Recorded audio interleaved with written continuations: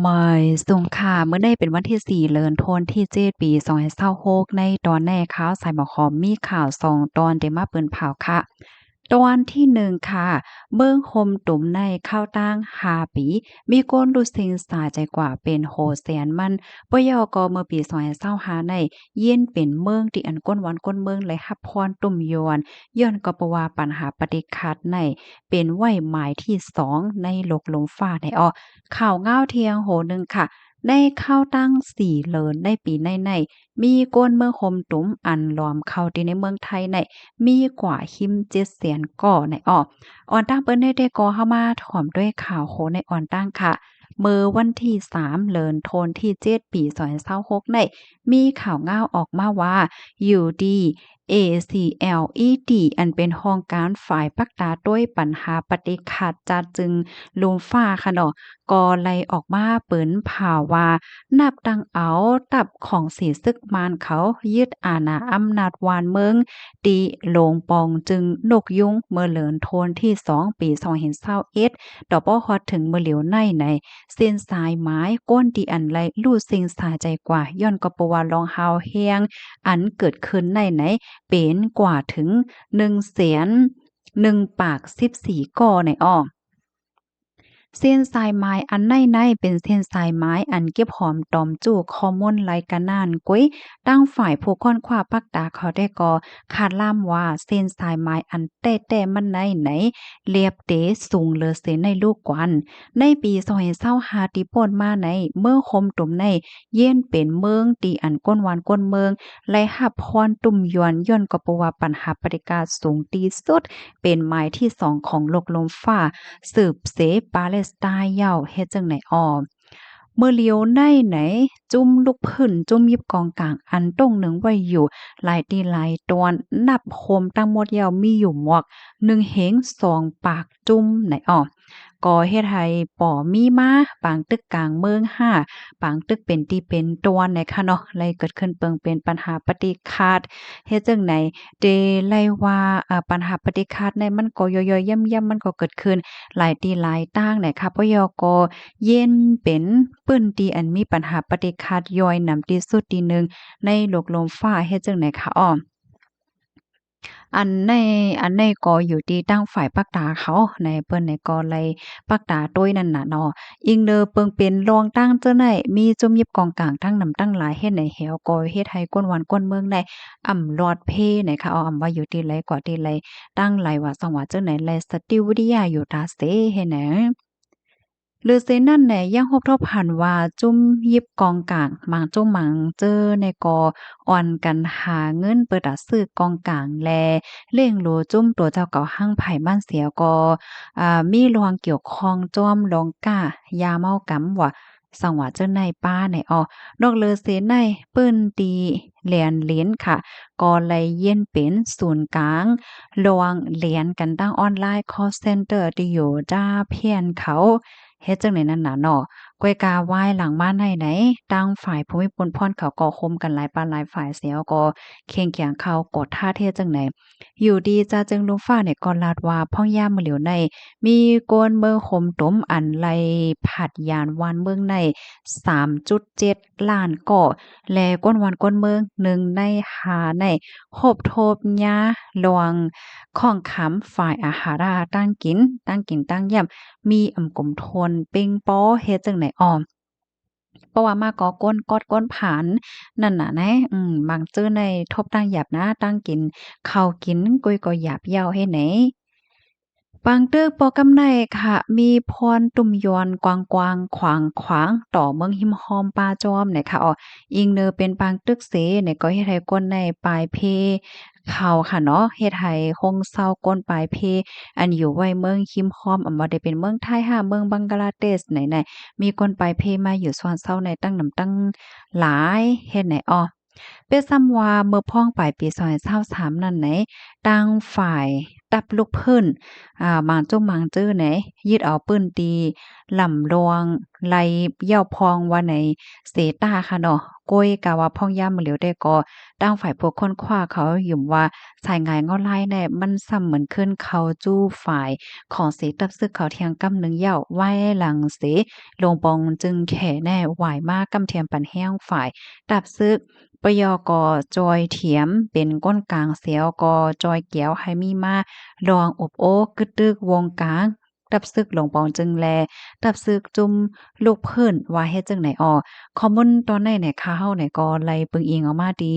ห้องการข่าว PPTV ต่างไว้เนี่ยค่ะนะพี่น้องเฮาเขาถ่อมข่าวโหนยาวหันเทินจังหือพองค่ะ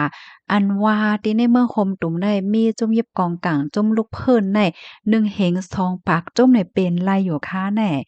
อะโลยผู้ไลภัยดีว่นว่าแม่นแต่ออใจห่ำใจได้เพิ่มเทียมข้อมูลมาเลยค่ะนะมีหนำบ่ตันในเด้ค่ะเนาะอ๋อค่ะลูกดีข่าวง่าโหนในเสแลกำในเฮาคามาถ่อมด้วยข่าวง่าเทียงตอนหนึ่งเนี่ยค่ะ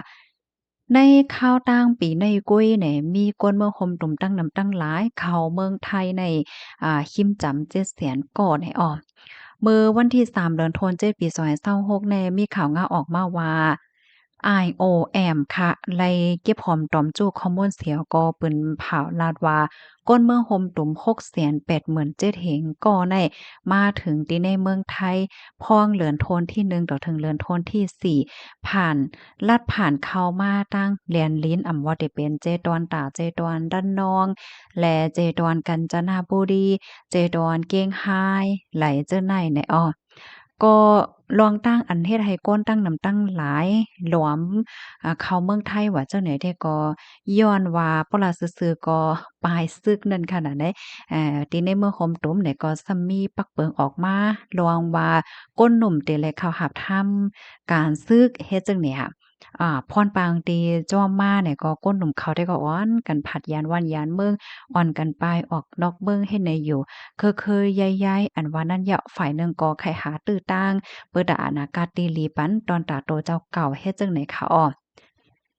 อยู่ที่ห้องการลงฝ่ายปักตาไปโดยก้นข่ายก้นย่านเมืองค่ะเนาะก็ลาดว่าโฮปากไหล11%ได้แด่ก็ไหนจะเข้ามาแผ่วที่ในเมืองไทยเหี่ยวก็มีแผนที่อยู่ข้าวยาวค่ะย้อนก็เปิ้นว่าเขาก็มั่นใจเกี่ยวกับเลยลองว่าได้อยู่กะหือสังสินจึงหือเฮ็ดให้นั่นน่ะเนาะก้อยกะว่าแลบเตอยู่หึงน่ะบางจื้อก็มุ่งหน้าสู่จู้เมืองมาเลเซียเนี่ยค่ะอ้อก้นดีอันลูกที่เมืองโฮมตุ่มเสเข้ามานั่นเขาลาดี IOM โฮมทั้งหมดก็3แห่งหาปากปลายสีก็ค่ะโฮบทบหันว่าตา41%ในมีวัดมีไหวหังเป็นตั้งการมีไหวกับตัวเป็นตั้งการและ29%ในแหนเจอเข้ามาที่ในเมืองไทยเปิดตาการค้าการขาย28%ซ้ำเปิดตามาสู่ใจญาติพี่น้องและดังอ้อยก่ออ้อยเซ9%ในซ้ำเปิดตาหาการหางานเฮ็ดและ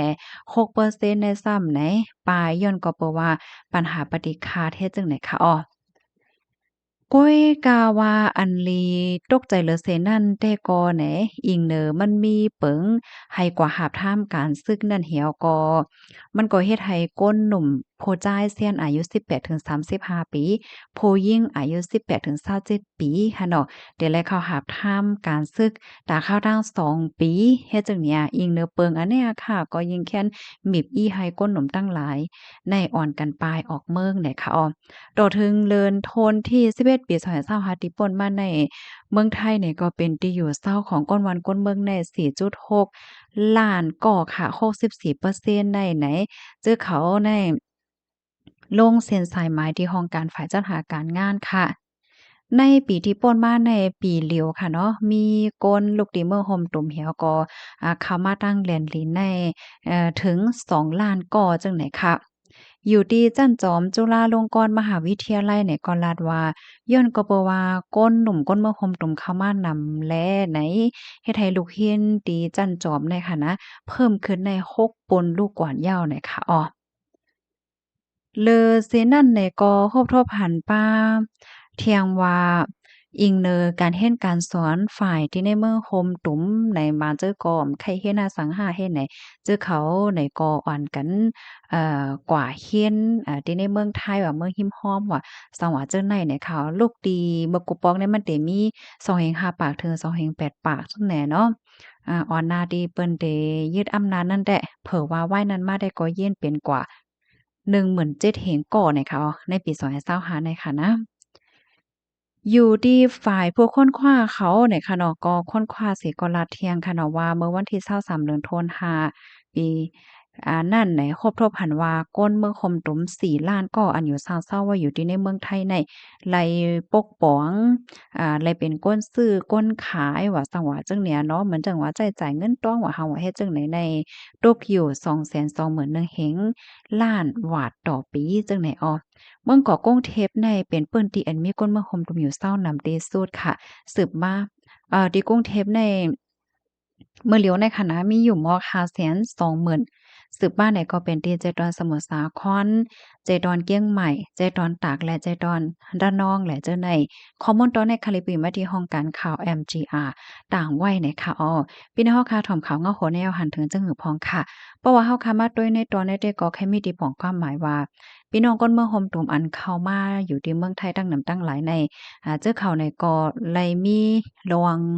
ศูนย์โฮมในตอนของการปกป้องอยู่นั่นน่ะเนาะเหมือนจังหน่ะว่าจ่ายเงินต้องค่ะเนาะค่าทองค่าเทิร์นค่าคอนโดค่าอะพาร์ตเมนต์เนี่ยมันก็เฮ็ดให้เงินปั่นก็ปั่นมาว่าเฮาว่าเฮ็ดได้นั่นน่ะเนาะลองตั้งมันได้เป็นไว้เฮ็ดในยอค่ะฮับถอมยอหันเถินจังหือพองในปันตาหันถึงมาเลยค่ะออเหมยทรงค่ะ